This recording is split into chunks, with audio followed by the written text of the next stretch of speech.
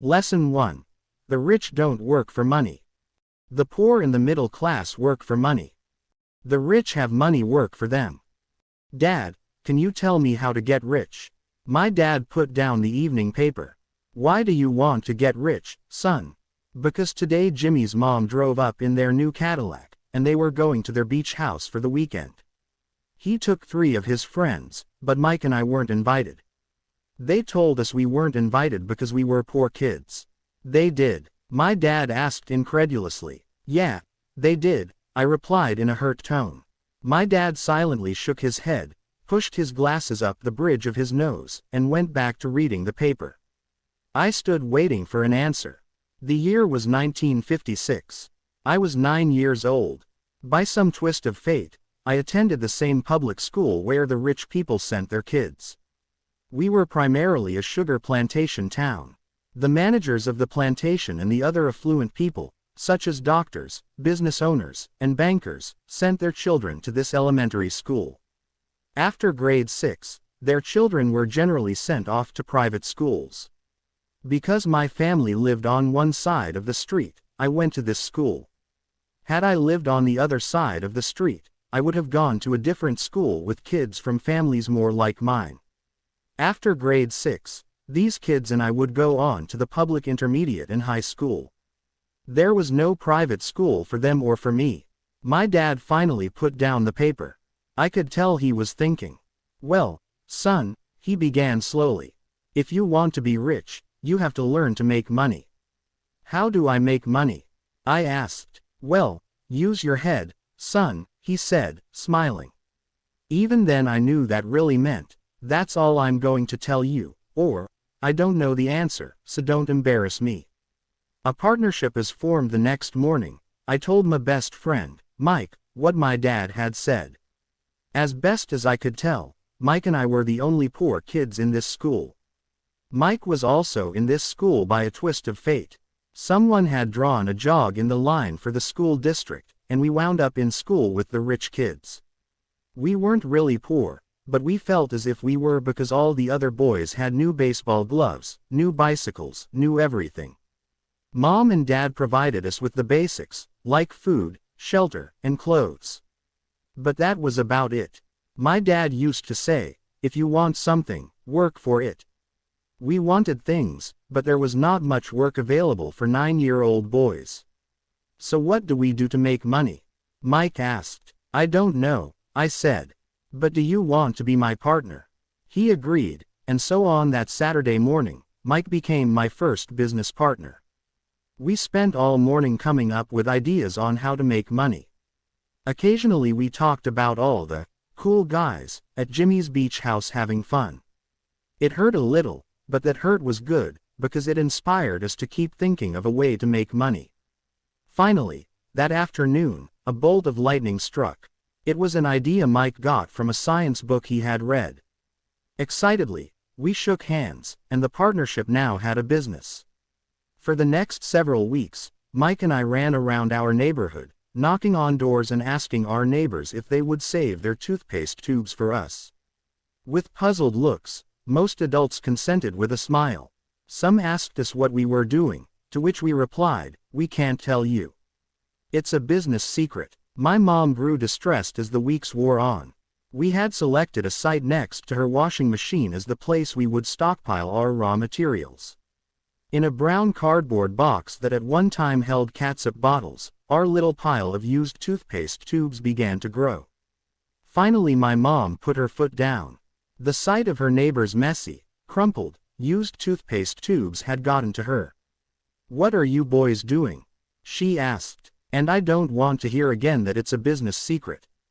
Do something with this mess, or I'm going to throw it out. Mike and I pleaded and begged, explaining that we would soon have enough and then we would begin production. We informed her that we were waiting on a couple of neighbors to finish their toothpaste so we could have their tubes. Mom granted us a 1-week extension. The date to begin production was moved up, and the pressure was on. My first partnership was already being threatened with an eviction notice by my own mom. It became Mike's job to tell the neighbors to quickly use up their toothpaste, saying their dentist wanted them to brush more often anyway.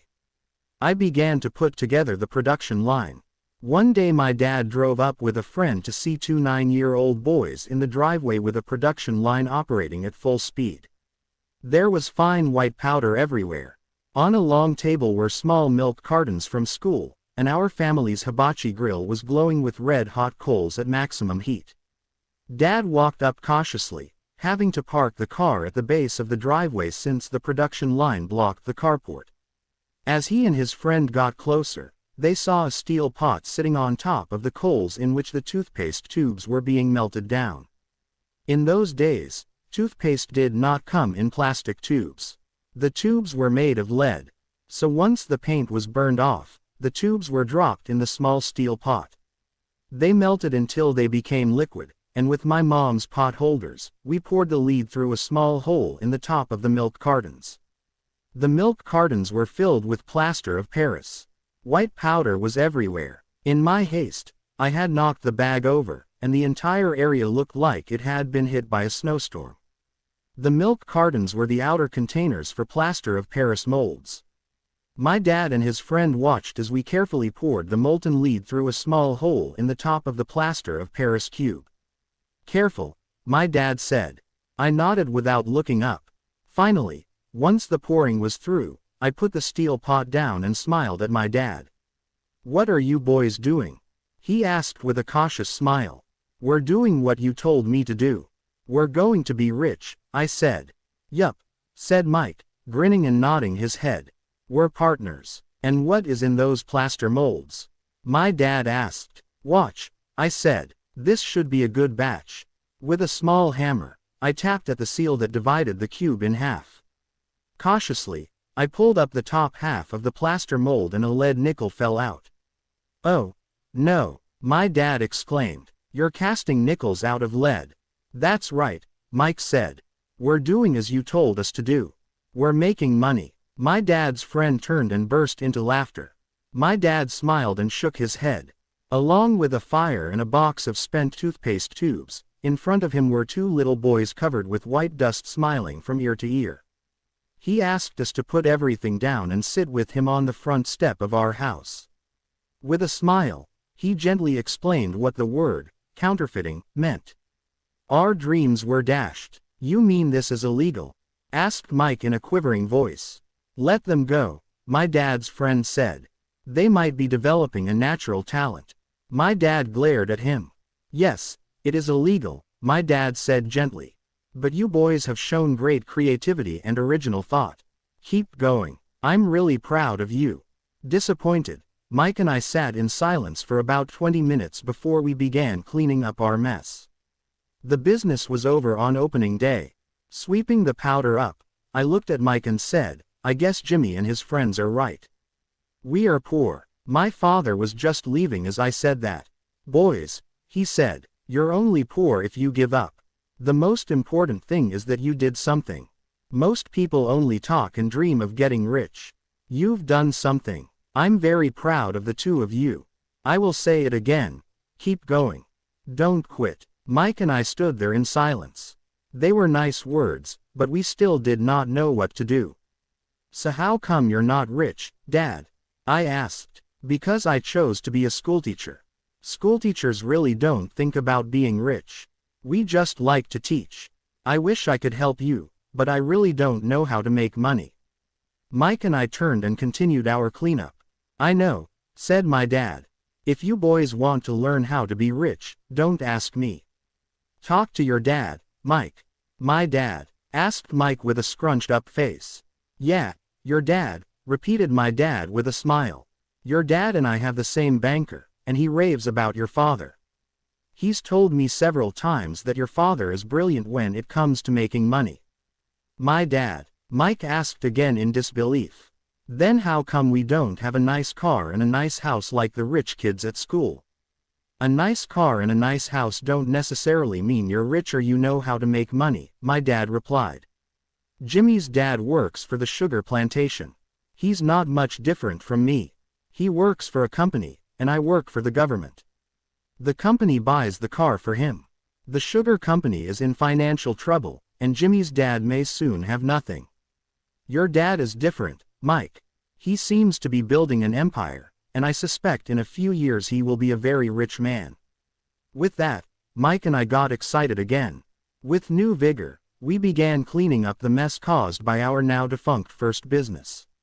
As we were cleaning, we made plans for how and when to talk to Mike's dad. The problem was that Mike's dad worked long hours and often did not come home until late.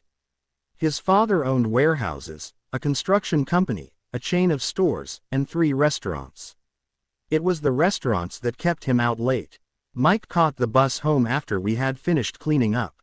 He was going to talk to his dad when he got home that night and asked him if he would teach us how to become rich. Mike promised to call as soon as he had talked to his dad, even if it was late. The phone rang at 8:30 p.m. "Okay," I said, "next Saturday." I put the phone down. Mike's dad had agreed to meet with us. On Saturday I caught the 7:30 a.m. bus to the poor side of town. The lessons begin. Mike and I met with his dad that morning at 8 o'clock. He was already busy, having been at work for more than an hour. His construction supervisor was just leaving in his pickup truck as I walked up to his simple, small, and tidy home. Mike met me at the door. "Dad's on the phone, and he said to wait on the back porch," Mike said as he opened the door. The old wooden floor creaked as I stepped across the threshold of the aging house. There was a cheap mat just inside the door. The mat was there to hide the years of wear from countless footsteps that the floor had supported. Although clean, it needed to be replaced. I felt claustrophobic as I entered the narrow living room that was filled with old musty overstuffed furniture that today would be collector's items. Sitting on the couch were 2 women, both a little older than my mom. Across from the women sat a man in workman's clothes. He wore khaki slacks and a khaki shirt, neatly pressed but without starch, and polished work boots. He was about 10 years older than my dad. They smiled as Mike and I walked past them toward the back porch. I smiled back shyly. "Who are those people?" I asked. "Oh, they work for my dad. The older man runs his warehouses, and the women are the managers of the restaurants. And as you arrived, you saw the construction supervisor who is working on a road project about 50 miles from here. His other supervisor, who is building a track of houses, left before you got here." "Does this go on all the time?" I asked. "Not always, but quite often," said Mike, smiling as he pulled up a chair to sit down next to me. "I asked my dad if he would teach us to make money," Mike said. "Oh, and what did he say to that?" I asked with cautious curiosity. "Well, he had a funny look on his face at first, and then he said he would make us an offer." "Oh," I said, rocking my chair back against the wall. I sat there perched on 2 rear legs of the chair. Mike did the same thing. "Do you know what the offer is?" I asked. "No, but we'll soon find out." Suddenly, Mike's dad burst through the rickety screen door and onto the porch. Mike and I jumped to our feet, not out of respect, but because we were startled. "Ready, boys?" he asked as he pulled up a chair to sit down with us. We nodded our heads as we pulled our chairs away from the wall to sit in front of him. He was a big man, about 6 feet tall and 200 pounds. My dad was taller, about the same weight, and 5 years older than Mike's dad. They sort of looked alike, though not of the same ethnic makeup. Maybe their energy was similar. "Mike says you want to learn to make money. Is that correct, Robert?" I nodded my head quickly, but with a little trepidation. He had a lot of power behind his words and smile. "Okay, here's my offer. I'll teach you, but I won't do it classroom style. You work for me, I'll teach you. You don't work for me, I won't teach you. I can teach you faster if you work, and I'm wasting my time if you just want to sit and listen like you do in school. That's my offer. Take it or leave it." "Ah, may I ask a question first?" I asked. "No, take it or leave it. I've got too much work to do to waste my time.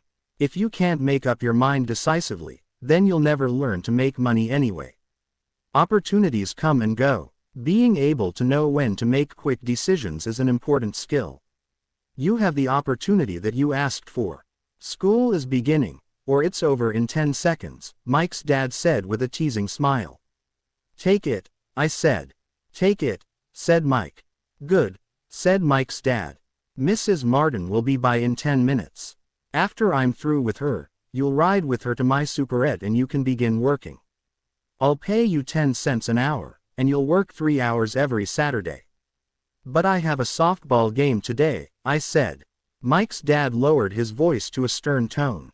Take it, or leave it, he said. I'll take it, I replied, choosing to work and learn instead of playing. 30 cents later by 9 a.m. that day, Mike and I were working for Mrs. Martin. She was a kind and patient woman. She always said that Mike and I reminded her of her 2 grown sons. Although kind, she believed in hard work and kept us moving. We spent 3 hours taking canned goods off the shelves, brushing each can with a feather duster to get the dust off, and then restacking them neatly. It was excruciatingly boring work.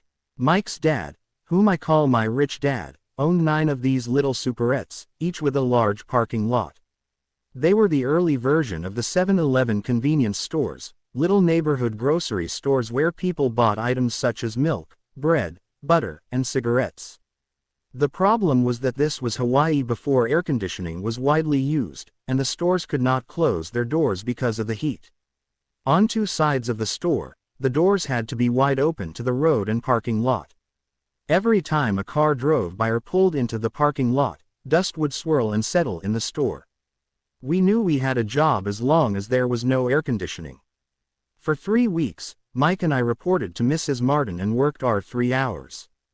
By noon, our work was over, and she dropped 3 little dimes in each of our hands.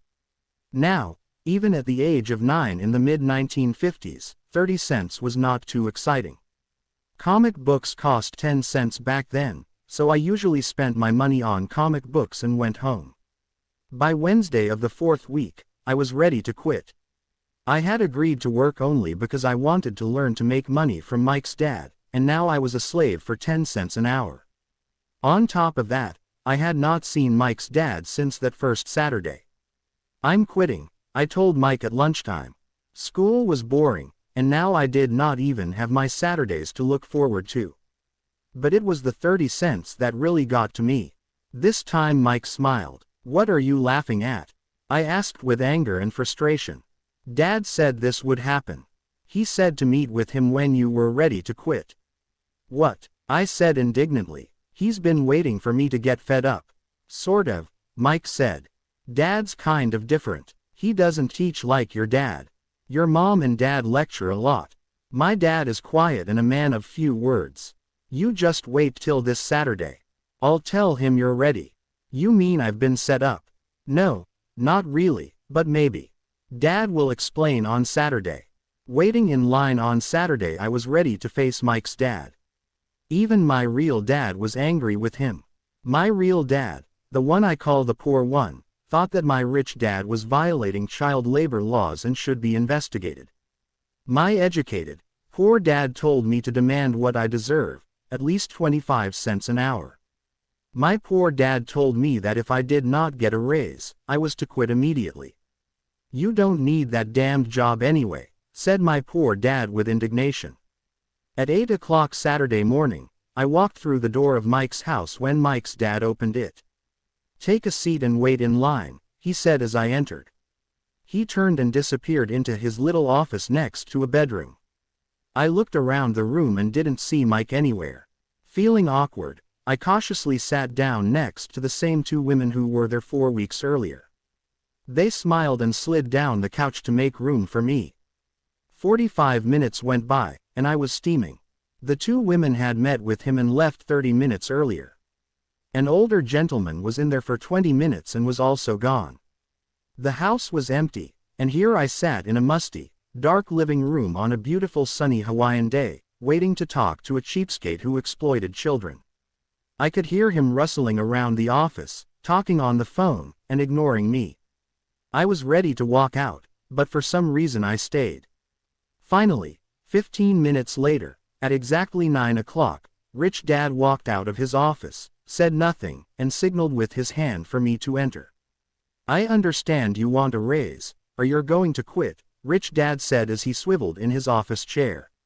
Well, "You're not keeping your end of the bargain," I blurted out, nearly in tears. It was really frightening for me to confront a grown-up. "You said that you would teach me if I worked for you." "Well, I've worked for you. I've worked hard. I've given up my baseball games to work for you, but you haven't kept your word, and you haven't taught me anything.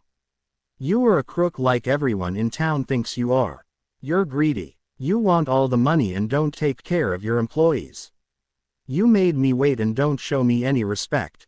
I'm only a little boy, but I deserve to be treated better."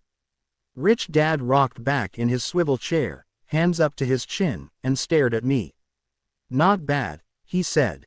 "In less than a month, you sound like most of my employees." "What?" I asked. Not understanding what he was saying, I continued with my grievance.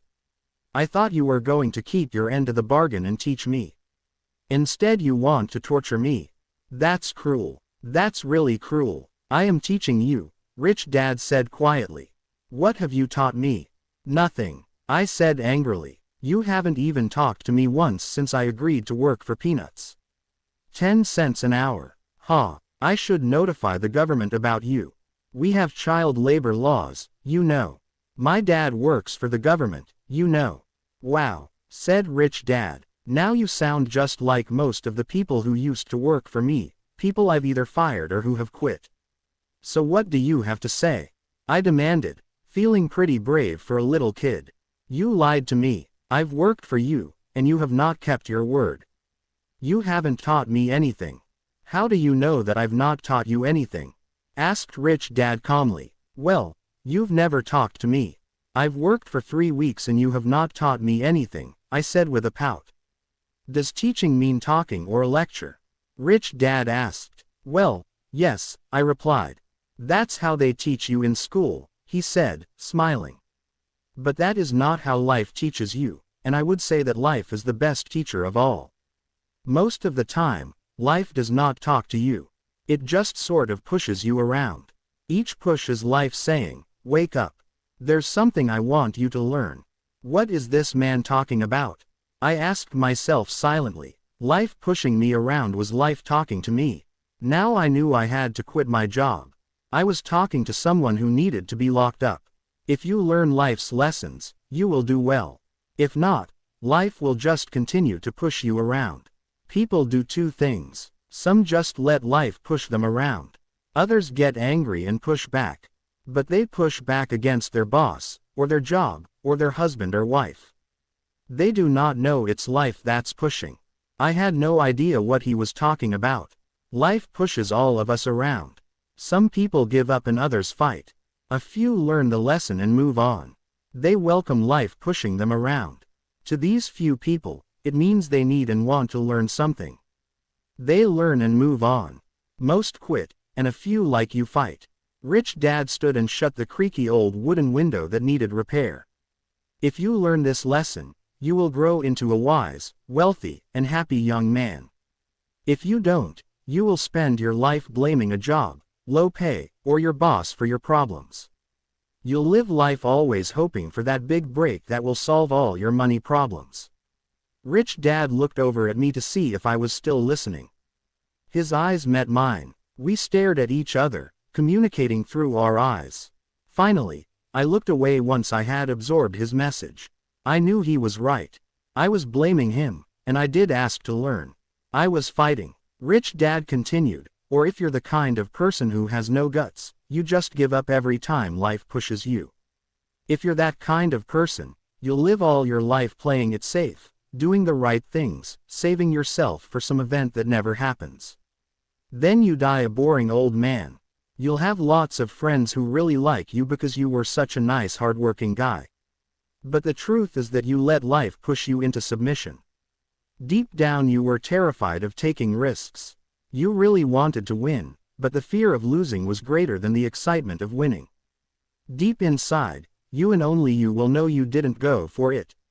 You chose to play it safe." Our eyes met again. "You've been pushing me around?" I asked. "Some people might say that," smiled Rich Dad. "I would say that I just gave you a taste of life." "What taste of life?" I asked, still angry, but now curious and ready to learn. You boys are the first people who have ever asked me to teach them how to make money. I have more than 150 employees, and not one of them has asked me what I know about money. They ask me for a job and a paycheck, but never to teach them about money. So most will spend the best years of their lives working for money, not really understanding what it is they are working for. I sat there listening intently. So when Mike told me you wanted to learn how to make money, I decided to design a course that mirrored real life. I could talk until I was blue in the face, but you wouldn't hear a thing. So I decided to let life push you around a bit so you could hear me. That's why I only paid you 10 cents. So what is the lesson I learned from working for only 10 cents an hour? I asked. That you're cheap and exploit your workers. Rich Dad rocked back and laughed heartily. Finally he said, you'd best change your point of view. Stop blaming me and thinking I'm the problem. If you think I'm the problem, then you have to change me. If you realize that you're the problem, then you can change yourself, learn something, and grow wiser. Most people want everyone else in the world to change but themselves. Let me tell you, it's easier to change yourself than everyone else. I don't understand, I said. Don't blame me for your problems, Rich Dad said, growing impatient. But you only pay me 10 cents. So what are you learning? Rich Dad asked, smiling. That you're cheap, I said with a sly grin. See, you think I'm the problem, said Rich Dad. But you are. Well, keep that attitude and you'll learn nothing. Keep the attitude that I'm the problem, and what choices do you have? Well, if you don't pay me more or show me more respect and teach me, I'll quit. Well put, Rich Dad said. And that's exactly what most people do. They quit and go looking for another job, a better opportunity, and higher pay, actually thinking that this will solve the problem. In most cases, it won't. So what should I do? I asked. Just take this measly 10 cents an hour and smile. Rich Dad smiled. That's what the other people do. But that's all they do, waiting for a raise thinking that more money will solve their problems. Most just accept it, and some take a second job working harder, but again accepting a small paycheck. I sat staring at the floor, beginning to understand the lesson Rich Dad was presenting. I could sense it was a taste of life. Finally, I looked up and asked, so what will solve the problem? This, he said, leaning forward in his chair and tapping me gently on the head. This stuff between your ears. It was at that moment that Rich Dad shared the pivotal point of view that separated him from his employees and my poor dad, and led him to eventually become one of the richest men in Hawaii, while my highly educated but poor dad struggled financially all his life. It was a singular point of view that made all the difference over a lifetime. Rich Dad explained this point of view over and over, which I call lesson number 1, the poor and the middle class work for money. The rich have money work for them. On that bright Saturday morning, I learned a completely different point of view from what I had been taught by my poor dad. At the age of 9, I understood that both dads wanted me to learn. Both dads encouraged me to study, but not the same things. My highly educated dad recommended that I do what he did. Son, I want you to study hard, get good grades, so you can find a safe, secure job with a big company. And make sure it has excellent benefits. My rich dad wanted me to learn how money works so I could make it work for me. These lessons I would learn through life with his guidance, not because of a classroom. My rich dad continued my first lesson. I'm glad you got angry about working for 10 cents an hour. If you hadn't got angry and had simply accepted it, I would have to tell you that I could not teach you. You see, true learning takes energy, passion, and a burning desire. Anger is a big part of that formula, for passion is anger and love combined. When it comes to money, most people want to play it safe and feel secure. So passion does not direct them. Fear does. So is that why they'll take jobs with low pay? I asked. Yes, said Rich Dad. Some people say I exploit people because I don't pay as much as the sugar plantation or the government. I say the people exploit themselves. It's their fear, not mine. But don't you feel you should pay them more? I asked. I don't have to. And besides, more money will not solve their problems. Just look at your dad. He makes a lot of money, and he still can't pay his bills. Most people, given more money, only get into more debt. So that's why the 10 cents an hour, I said, smiling. It's a part of the lesson. That's right, smiled Rich Dad. You see, your dad went to school and got an excellent education, so he could get a high-paying job. But he still has money problems because he never learned anything about money in school. On top of that, he believes in working for money. And you don't? I asked. No, not really, said Rich Dad. If you want to learn to work for money, then stay in school. That is a great place to learn to do that. But if you want to learn how to have money work for you, then I will teach you that. But only if you want to learn. Wouldn't everyone want to learn that? I asked. No, said Rich Dad, simply because it's easier to learn to work for money, especially if fear is your primary emotion when the subject of money is discussed. I don't understand, I said with a frown. Don't worry about that for now. Just know that it's fear that keeps most people working at a job. The fear of not paying their bills, the fear of being fired, the fear of not having enough money, and the fear of starting over. That's the price of studying to learn a profession or trade, and then working for money. Most people become a slave to money, and then get angry at their boss. Learning to have money work for you is a completely different course of study. I asked. Absolutely, Rich Dad answered. Absolutely. We sat in silence on that beautiful Hawaiian Saturday morning. My friends had just started their Little League baseball game, but for some reason I was now thankful I had decided to work for 10 cents an hour. I sensed that I was about to learn something my friends wouldn't learn in school. Ready to learn? Asked Rich Dad. Absolutely, I said with a grin. I have kept my promise. I've been teaching you from afar, my Rich Dad said. At 9 years old, you've gotten a taste of what it feels like to work for money. Just multiply your last month by 50 years and you will have an idea of what most people spend their life doing. I don't understand, I said. How did you feel waiting in line to see me, once to get hired and once to ask for more money? Terrible, I said. If you choose to work for money, that is what life will be like, said Rich Dad. And how did you feel when Mrs. Martin dropped 3 dimes in your hand for 3 hours of work? I felt like it wasn't enough. It seemed like nothing. I was disappointed, I said. And that is how most employees feel when they look at their paychecks, especially after all the tax and other deductions are taken out. At least you got 100%. You mean most workers don't get paid everything? I asked with amazement. Heavens no, said Rich Dad. The government always takes its share first. How do they do that? I asked. Taxes, said Rich Dad. You're taxed when you earn. You're taxed when you spend. You're taxed when you save. You're taxed when you die. Why do people let the government do that to them? The rich don't, said Rich Dad with a smile. The poor and the middle class do. I'll bet you that I earn more than your dad, yet he pays more in taxes. How can that be? I asked. At my age, that made no sense to me. Why would someone let the government do that to them?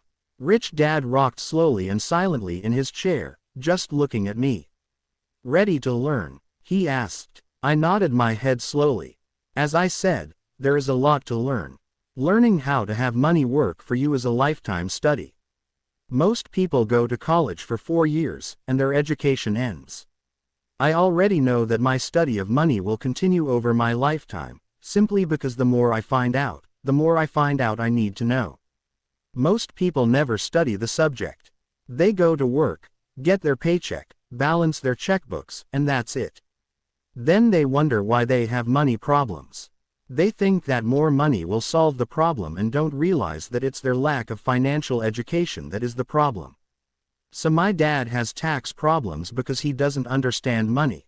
I asked, confused. Look, said Rich Dad, taxes are just one small section on learning how to have money work for you. Today, I just wanted to find out if you still have the passion to learn about money. Most people don't. They want to go to school, learn a profession, have fun at their work, and earn lots of money. One day they wake up with big money problems, and then they can't stop working. That's the price of only knowing how to work for money instead of studying how to have money work for you. So do you still have the passion to learn? Asked Rich Dad. I nodded my head. Good, said Rich Dad. Now get back to work. This time, I will pay you nothing. What? I asked in amazement. You heard me. Nothing. You will work the same 3 hours every Saturday, but this time you will not be paid 10 cents per hour.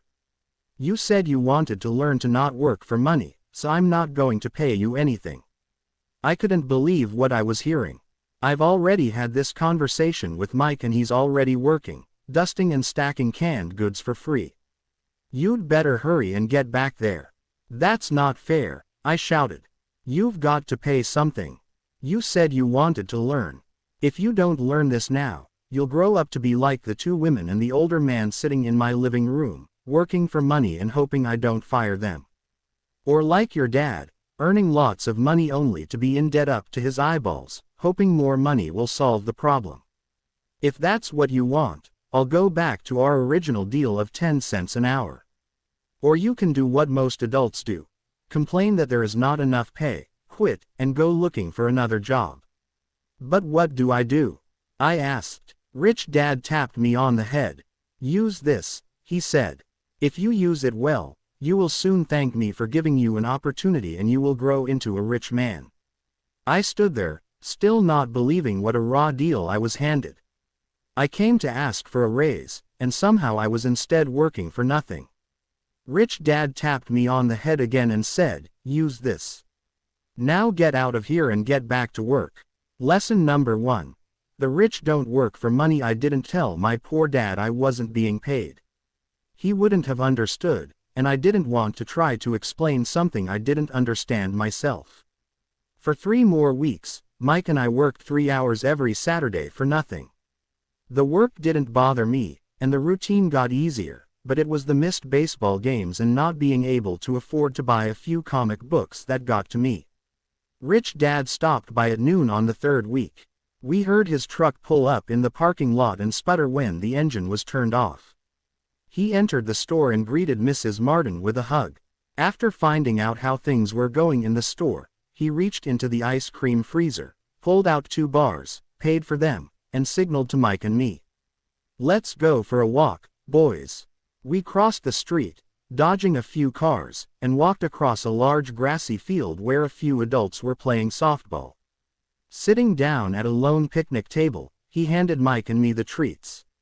How's it going, boys? Okay, Mike said. I nodded in agreement. Learn anything yet? Rich Dad asked. Mike and I looked at each other, shrugged our shoulders, and shook our heads in unison.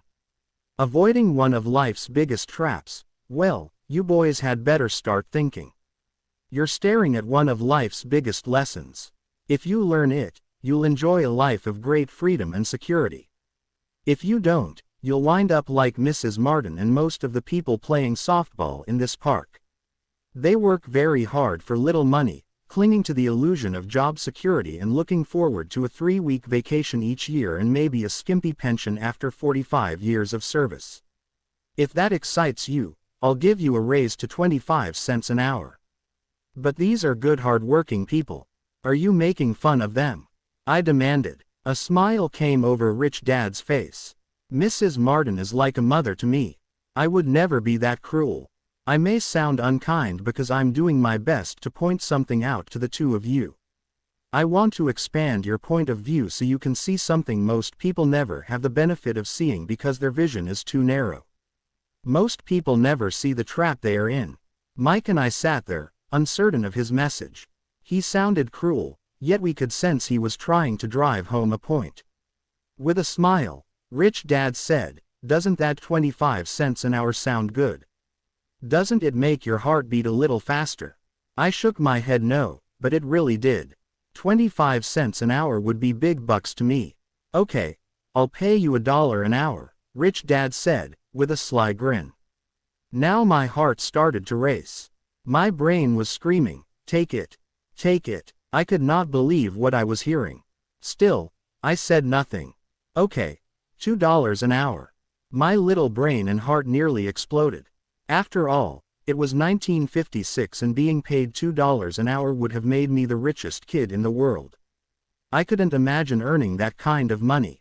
I wanted to say yes. I wanted the deal. I could picture a new bicycle, new baseball glove, and the adoration of my friends when I flashed some cash. On top of that, Jimmy and his rich friends could never call me poor again. But somehow my mouth stayed shut. The ice cream had melted and was running down my hand. Rich Dad was looking at two boys staring back at him, eyes wide open and brains empty. He was testing us, and he knew there was a part of our emotions that wanted to take the deal. He understood that every person has a weak and needy part of their soul that can be bought, and he knew that every individual also had a part of their soul that was resilient and could never be bought. It was only a question of which one was stronger. Okay, $5 an hour. Suddenly I was silent. Something had changed. The offer was too big and ridiculous. Not many grown-ups in 1956 made more than that, but quickly my temptation disappeared, and calm set in. Slowly, I turned to my left to look at Mike. He looked back at me. The part of my soul that was weak and needy was silenced. The part of me that had no price took over. I knew Mike had gotten to that point too. Good, Rich Dad said softly. Most people have a price. And they have a price because of human emotions named fear and greed. First, the fear of being without money motivates us to work hard, and then once we get that paycheck, greed or desire starts us thinking about all the wonderful things money can buy. The pattern is then set. What pattern? I asked. The pattern of get up, go to work, pay bills, get up, go to work, pay bills. People's lives are forever controlled by two emotions, fear and greed. Offer them more money and they continue the cycle by increasing their spending. This is what I call the rat race. There is another way, Mike asked. Yes, said Rich Dad slowly. But only a few people find it. And what is that way? Mike asked. That's what I hope you boys will learn as you work and study with me. That is why I took away all forms of pay. Any hints? Mike asked. We're kind of tired of working hard, especially for nothing. Well, the first step is telling the truth, said Rich Dad. We haven't been lying, I said. I did not say you were lying. I said to tell the truth, Rich Dad retorted. The truth about what? I asked. How you're feeling, Rich Dad said. You don't have to say it to anyone else. Just admit it to yourself. You mean the people in this park, the people who work for you, Mrs. Martin, they don't do that. I asked. I doubt it, said Rich Dad. Instead, they feel the fear of not having money. They don't confront it logically.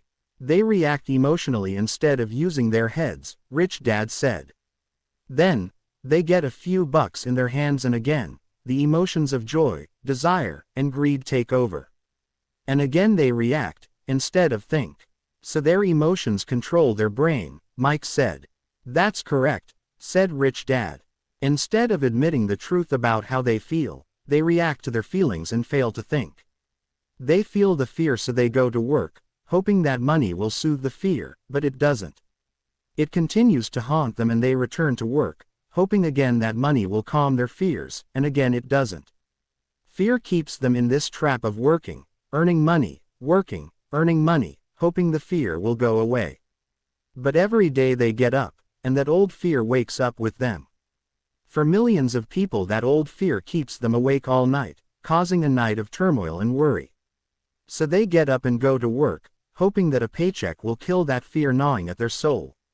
Money is running their lives, and they refuse to tell the truth about that. Money is in control of their emotions and their souls. Rich Dad sat quietly, letting his words sink in. Mike and I heard what he said but didn't understand fully what he was talking about. I just knew that I often wondered why grown-ups hurried off to work. It did not seem like much fun, and they never looked that happy, but something kept them going. Realizing we had absorbed as much as possible of what he was talking about, Rich Dad said, I want you boys to avoid that trap. That is really what I want to teach you. Not just to be rich, because being rich does not solve the problem. It doesn't, I asked, surprised. No, It doesn't. Let me explain the other emotion, desire. Some call it greed, but I prefer desire. It's perfectly normal to desire something better, prettier, more fun, or exciting. So people also work for money because of desire. They desire money for the joy they think it can buy. But the joy that money brings is often short-lived, and they soon need more money for more joy, more pleasure, more comfort, and more security. So they keep working, thinking money will soothe their souls that are troubled by fear and desire. But money can't do that. Even rich people do this. Mike asked. Rich people included, said Rich Dad. In fact, the reason many rich people are rich isn't because of desire, but because of fear. They believe that money can eliminate the fear of being poor, so they amass tons of it, only to find the fear gets worse. Now they fear losing the money. I have friends who keep working even though they have plenty. I know people who have millions who are more afraid now than when they were poor. They're terrified of losing it all. The fears that drove them to get rich got worse. That weak and needy part of their soul is actually screaming louder. They don't want to lose the big houses, the cars and the high life money has bought them. They worry about what their friends would say if they lost all their money. Many are emotionally desperate and neurotic, although they look rich and have more money. So is a poor man happier? I asked. No, I don't think so, replied Rich Dad. The avoidance of money is just as psychotic as being attached to money. As if on cue, the town derelict went past our table, stopping by the large rubbish can and rummaging around in it. The three of us watched him with great interest, when before we probably would have just ignored him. Rich Dad pulled $1 out of his wallet and gestured to the older man. Seeing the money, the derelict came over immediately, took the bill, thanked Rich Dad profusely, and hurried off, ecstatic with his good fortune. He's not much different from most of my employees, said Rich Dad. I've met so many people who say, oh, I'm not interested in money. Yet they'll work at a job for 8 hours a day. That's a denial of truth. If they weren't interested in money, then why are they working? That kind of thinking is probably more psychotic than a person who hoards money. As I sat there listening to my Rich Dad, my mind flashed back to the countless times my own dad said, I'm not interested in money. He said those words often. He also covered himself by always saying, I work because I love my job. So what do we do? I asked. Not work for money until all traces of fear and greed are gone. No, that would be a waste of time, said Rich Dad. Emotions are what make us human. The word, emotion, stands for energy in motion. Be truthful about your emotions and use your mind and emotions in your favor, not against yourself. Whoa, said Mike. Don't worry about what I just said. It will make more sense in years to come. Just be an observer, not a reactor, to your emotions. Most people do not know that it's their emotions that are doing the thinking. Your emotions are your emotions, but you have got to learn to do your own thinking. Can you give me an example? I asked. Sure, replied Rich Dad. When a person says, I need to find a job, it's most likely an emotion doing the thinking. Fear of not having money generates that thought. But people do need money if they have bills to pay, I said. Sure they do, smiled Rich Dad. All I'm saying is that it's fear that is all too often doing the thinking. I don't understand, said Mike. For example, said Rich Dad, if the fear of not having enough money arises, instead of immediately running out to get a job, they instead might ask themselves this question, will a job be the best solution to this fear over the long run? In my opinion, the answer is no. A job is really a short-term solution to a long-term problem. But my dad is always saying, stay in school and get good grades, so you can find a safe, secure job, I interjected, somewhat confused. Yes, I understand he says that, said Rich Dad, smiling. Most people recommend that, and it's a good path for most people. But people make that recommendation primarily out of fear. You mean my dad says that because he's afraid? Yes, said Rich Dad. He's terrified that you won't earn enough money and won't fit into society. Don't get me wrong, he loves you and wants the best for you. I too believe an education and a job are important, but it won't handle the fear. You see, that same fear that makes him get up in the morning to earn a few bucks is the fear that is causing him to be so fanatical about your going to school. So what do you recommend? I asked. I want to teach you to master the power of money, instead of being afraid of it.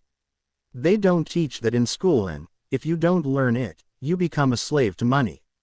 It was finally making sense. He wanted us to widen our views and to see what the Mrs. Martins of this world couldn't see. He used examples that sounded cruel at the time, but I've never forgotten them. My vision widened that day, and I began to see the trap that lay ahead for most people. You see, we're all employees ultimately. We just work at different levels, said Rich Dad. I just want you boys to have a chance to avoid the trap caused by those two emotions, fear and desire. Use them in your favor, not against you. That's what I want to teach you. I'm not interested in just teaching you to make a pile of money. That won't handle the fear or desire.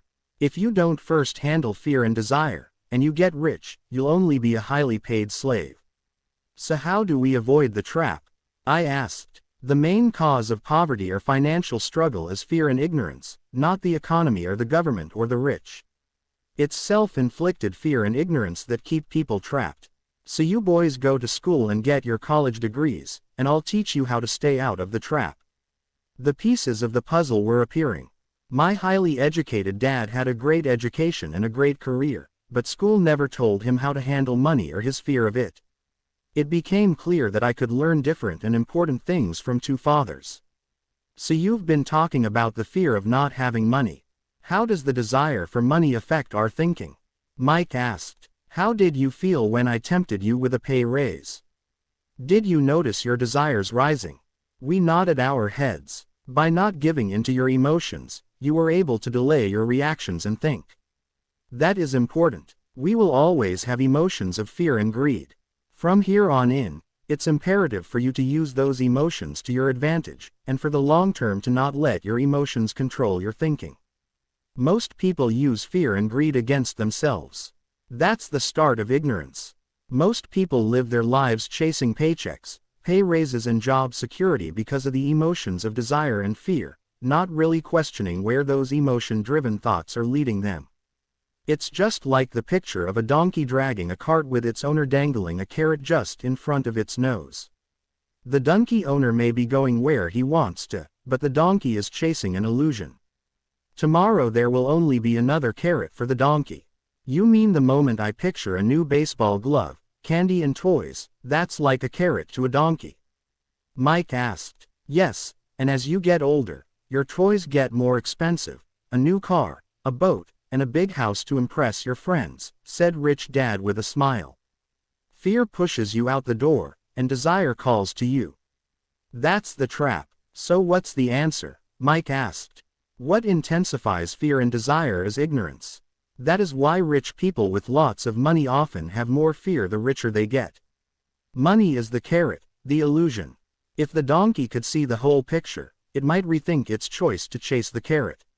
Rich Dad went on to explain that a human's life is a struggle between ignorance and illumination. He explained that once a person stops searching for information and self-knowledge, ignorance sets in. That struggle is a moment-to-moment decision, to learn to open or close one's mind. Look, school is very important. You go to school to learn a skill or profession to become a contributing member of society. Every culture needs teachers, doctors, mechanics, artists, cooks, businesspeople, police officers, firefighters, and soldiers. Schools train them so society can thrive and flourish, said Rich Dad. Unfortunately, for many people school is the end, not the beginning. There was a long silence. Rich Dad was smiling. I didn't comprehend everything he said that day.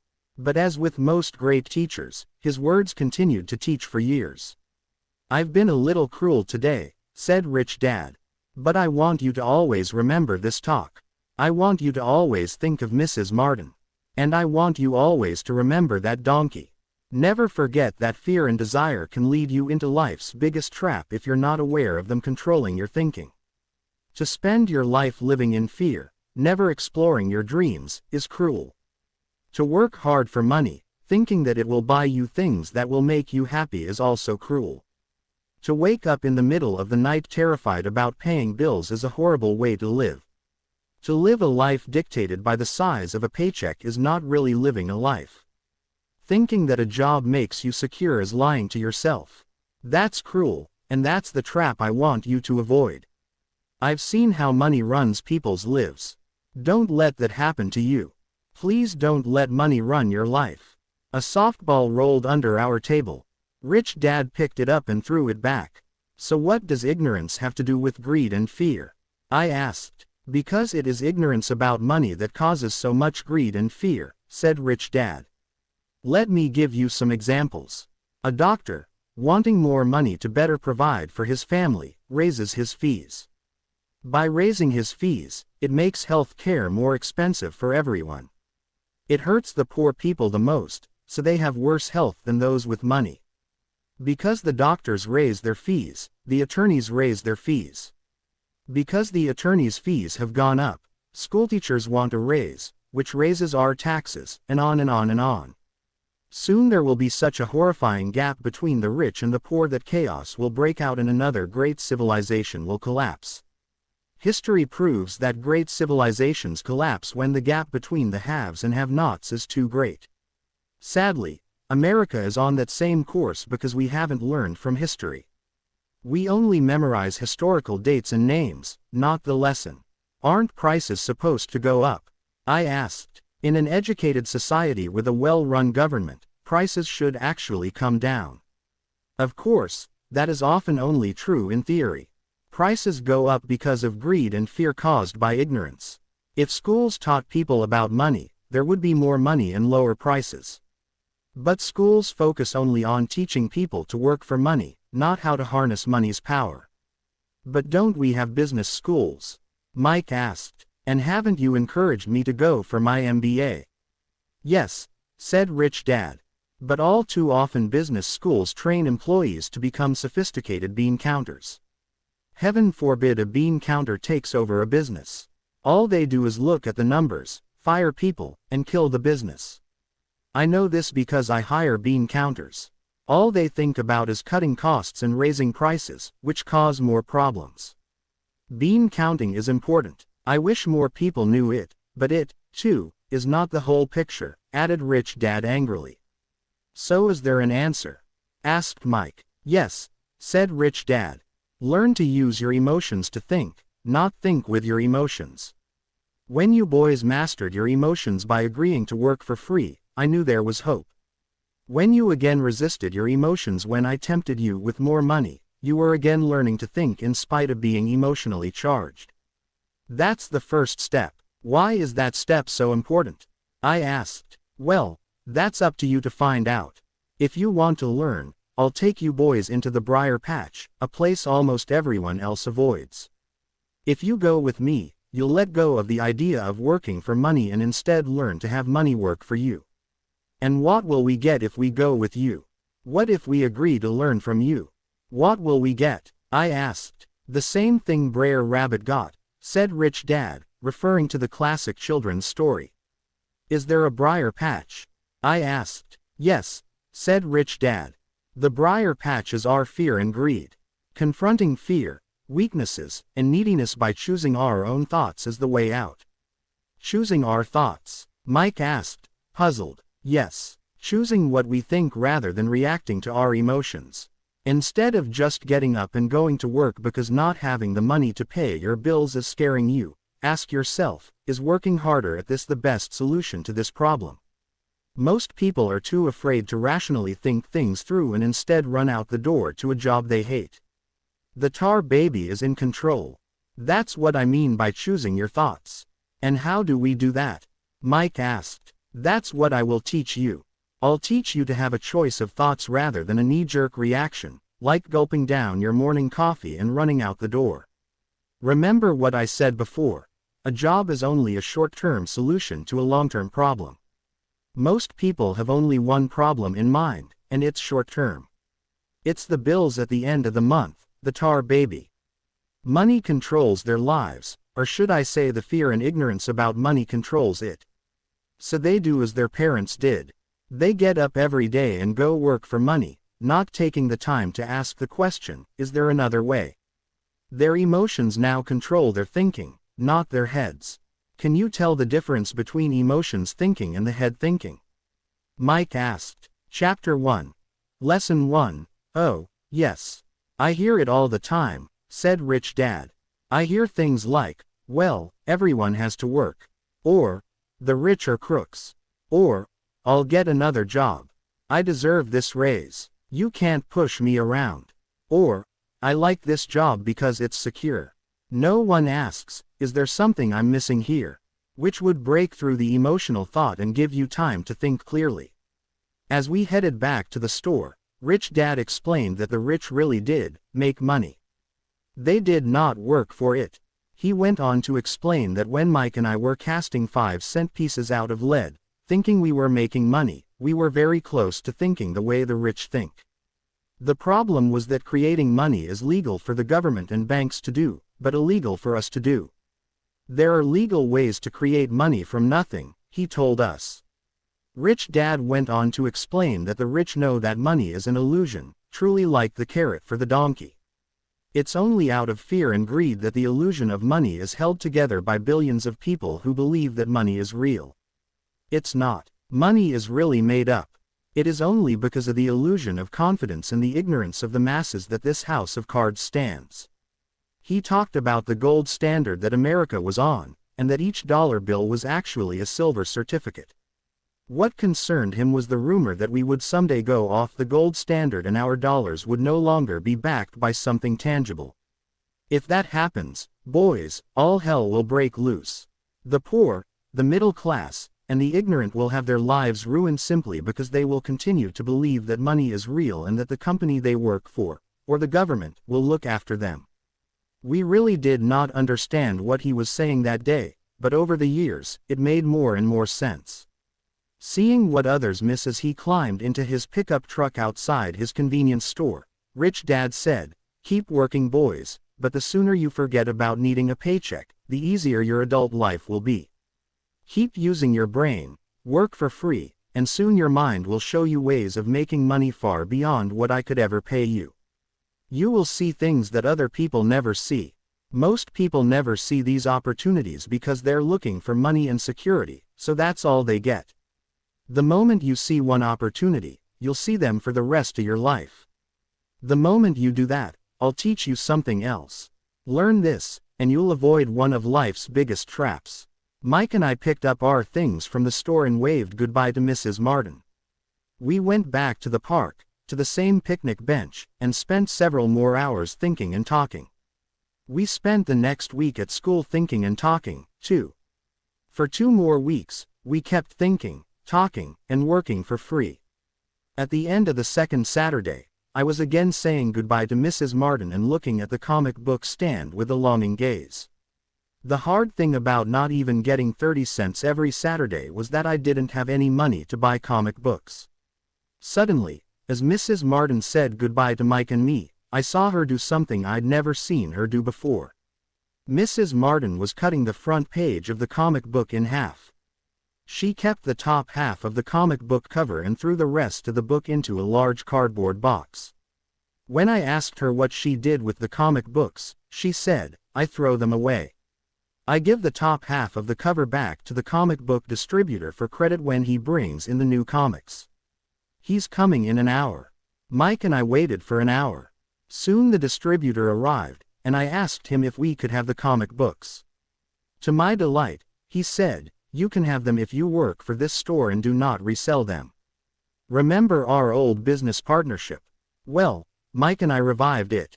Using a spare room in Mike's basement, we began piling hundreds of comic books in that room. Soon our comic book library was open to the public. We hired Mike's younger sister, who loved to study, to be head librarian. She charged each child 10 cents admission to the library, which was open from 2:30 p.m. to 4:30 p.m. every day after school. The customers, the children of the neighborhood, could read as many comics as they wanted in 2 hours. It was a bargain for them since a comic cost 10 cents each, and they could read 5 or 6 in 2 hours. Mike's sister would check the kids as they left to make sure they weren't borrowing any comic books. She also kept the books, logging in how many kids showed up each day, who they were, and any comments they might have. Mike and I averaged $9.50 per week over a 3-month period. We paid his sister $1 a week and allowed her to read the comics for free, which she rarely did since she was always studying. Mike and I kept our agreement by working in the store every Saturday and collecting all the comic books from the different stores. We kept our agreement to the distributor by not selling any comic books. We burned them once they got too tattered. We tried opening a branch office, but we could never quite find someone as trustworthy and dedicated as Mike's sister. At an early age, we found out how hard it was to find good staff. 3 months after the library first opened, a fight broke out in the room. Some bullies from another neighborhood pushed their way in, and Mike's dad suggested we shut down the business. So our comic book business shut down, and we stopped working on Saturdays at the convenience store. But Rich Dad was excited because he had new things he wanted to teach us.